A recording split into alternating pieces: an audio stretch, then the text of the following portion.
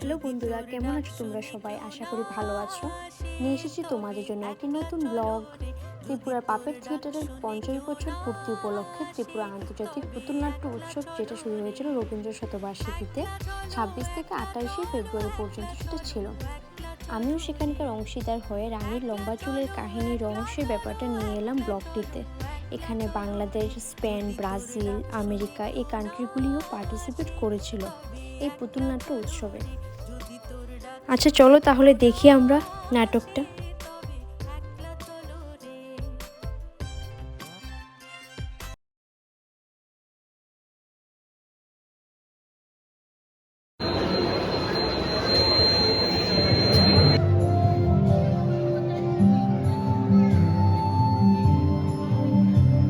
অনেকদিন আগে এক রাজা ছিলেন, আর তার ছিল খুব সুন্দরী রূপবতী এক রানী।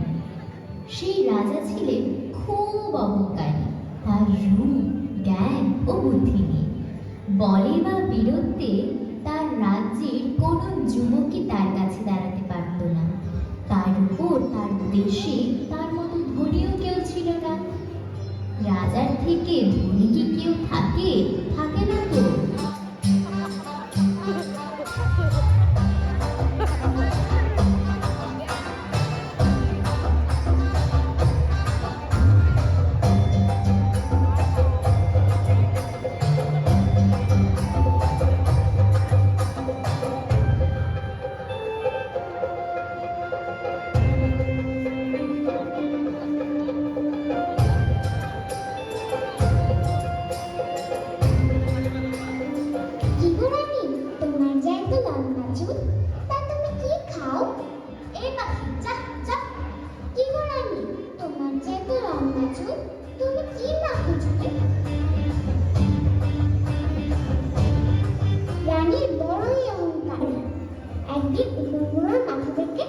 তাহলে সে উকুন বুড়োর কাছ থেকে এক হাড়ি উকুন এনে আপনার মাথায় ছেড়ে দেবে।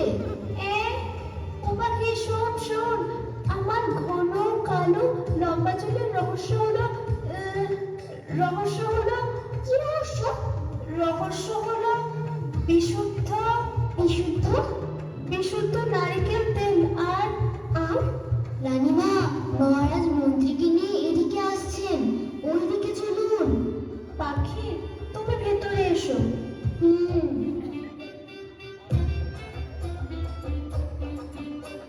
অগস্তিনগরে অবস্থান করছে, তাদেরকে কি বলবো চলে আসতে? সৈন্যরা অবস্থান করুন, সেনাপতিকে বলুন চলে আসতে। মহারাজ, এই জয় আপনার রণকৌশলের জয়। আপনার কৌশল ও রণনীতির ফলেই আমরা এক এক করে 4টি রাজ্য জয় করলাম এই বছর। মন্ত্রী, শুধু কি রণকৌশল, বীরত্বের কথাও বলুন। এমন বীরত্ব দেখাবার সাহস আর কার আছে আমার আশেপাশে? একদম ঠিক বলেছেন মহারাজ। আশেপাশে যত রাজা আছে কেউ গর্ব করার সাহস করবে না, এই বিষয়ে আর কোনো সন্দেহ নেই এখন। কি হলো মন্ত্রী মশাই, চুপ করে আছেন যে? আপনার কি আমার বীরত্ব নিয়ে সন্দেহ আছে? মন্ত্রী মশাই, আরে আরে দেখুন এই কাঠবিড়িটাকে, দেখুন কি করছে। আরে আরে ওর কাছে একটা স্বর্ণ মুদ্রা। কি করছে এটা নিয়ে? হ্যাঁ তাই তো, কাঠবিড়ালির কাছে স্বর্ণমুদ্রা কি করে এলো? আরে দেখুন মন্ত্রী কি করছে। আমার কাছে টাকার গাড়ি। বলো, কি সংবাদ এনেছো? মহারাজ, সুখী নদীর গতিপথ পরিবর্তন করে দেওয়ার ফলে অনন্তপুরে জলের অভাব দেখা দিয়েছে। চারিদিক শুখা হয়ে যাচ্ছে। প্রজারা অনন্তপুরের রাজার বিরুদ্ধে বিদ্রোহ শুরু করেছে। শক্তিশালী মহাধনবান মহাজ্ঞানী প্রজাটাকাঙ্ক্ষী মহারাজ যাদবনির জয়। কিসের এত দিমাগ রাজার?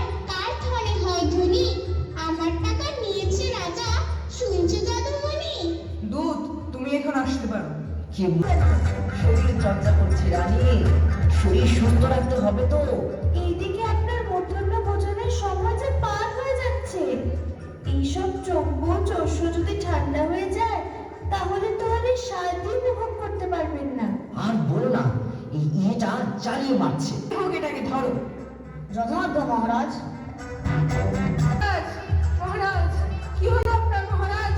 ও মহারাজ, উঠুন মহারাজ। এই মহারাজ, মহারাজ, কি হলো আপনার?